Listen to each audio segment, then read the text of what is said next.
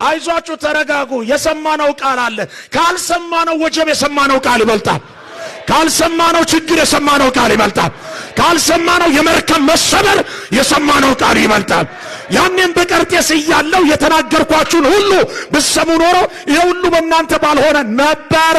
በሰሙ ኖሮ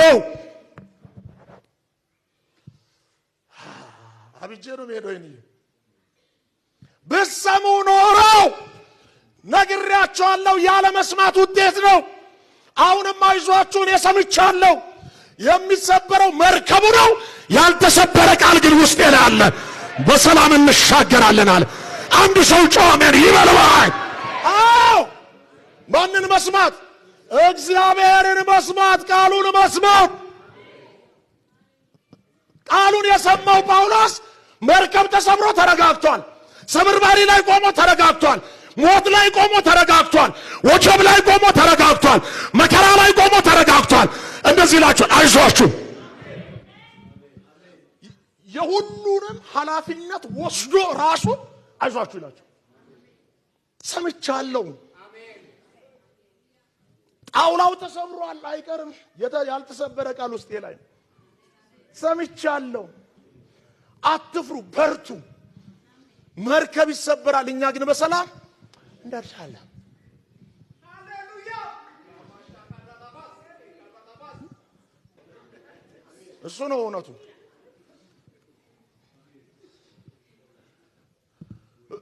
እውነቱ የቱ ጋር ነው ያለው እዚህ ጋር ነው መከራ የለም አንል አለ ከመከራ በላይ ግን ቃል አለ ከመከራው በላይ ድምጽ አለ አሁን መከራውን ሳይሆን እኛም እናሰላስለው ድምጹን ነው አሁን ስማምለው መከራውን ሳይሆን ከመከራው በላይ ያለው ቃል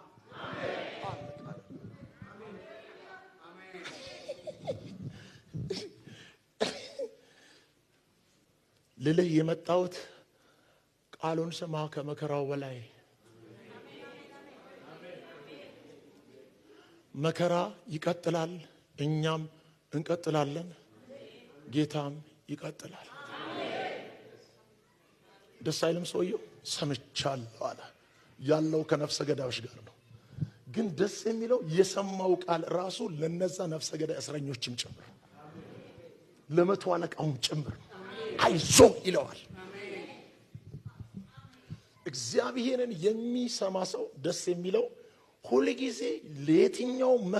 መከራ ሲሆን አናይ ለመከራዎች ሁሉ መፍትሄ ነው የሚሆነው መውጫ መንገዱን ማምለጫ ቀዳዳ ጎዳናውን ያሳያል አይዟችሁ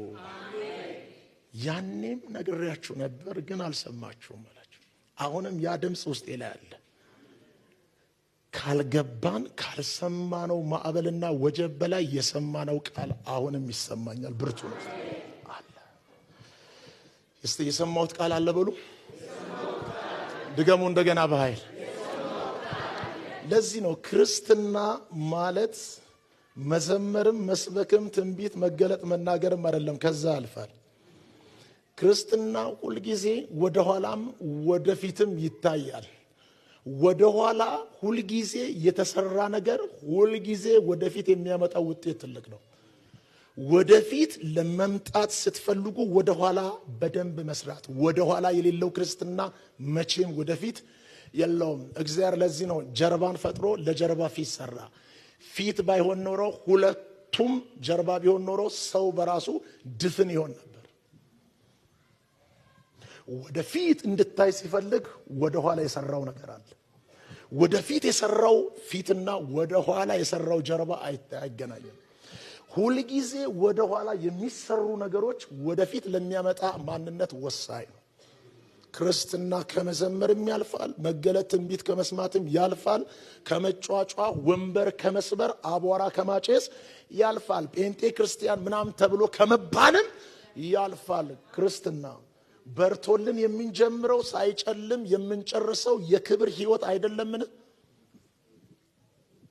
ወደ ውስጥ እየዳንን ወደ ውጪ የምናርፈው የድል ህይወት አይደለምን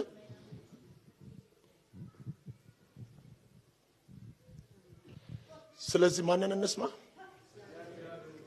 እንስማ እግዚአብሔርን ስሙ መጣና አንደኛ ሳሙኤል ምዕራፍ 15 ላይ አሁን ልጸልይ እንደዚህ አለ ሕዝበ እስራኤል አለ ከግብጽ ባርነት ሲወጣ ሲረብሸው የነበረ ሲያውክ የነበረውን አማሌቅን ተበቀልልኝ ብሎ በሳሙኤል አማካኝነት ማንን ቀባው ሳኦል በዚህ መካከል ግን አማሌቅ ለበቀልና ለክፋት ሊተናኮል በተነሳበት በዛው ሰዓት እነዚህ ቄናውያን የሚባሉ ደግሞ ለሕዝብ እስራኤል ደግሞ እናርገውላቸዋል ቸርነትን ግን የሚኖሩት ከአማሌቅ ጋራ ተደበላልቀው ተበቀልልኝ ሲል ሳኦልም ሊበቀላቸው ወደ ሸለቆ በወረደ ጊዜ ምንድነው ያለው አብረህ ጨፍልቀ እንዳትገላቸው ቄናውያንን ለይልኝ አለ ቄናውያንን ለይልኝ ሲል ቄናውያን ተለዩ ብሎ ሳኦል ለቄናውያን መልእክት ልኮ ቄናውያን ሳኦልን ሰምተው ሲለዩ ሳኦል ግን እግዚአብሔርን ግን ያልሰማ ነበር ቄናውያን ሳኦልን የሰሙትን ያህል ሳኦል ግን እግዚአብሔር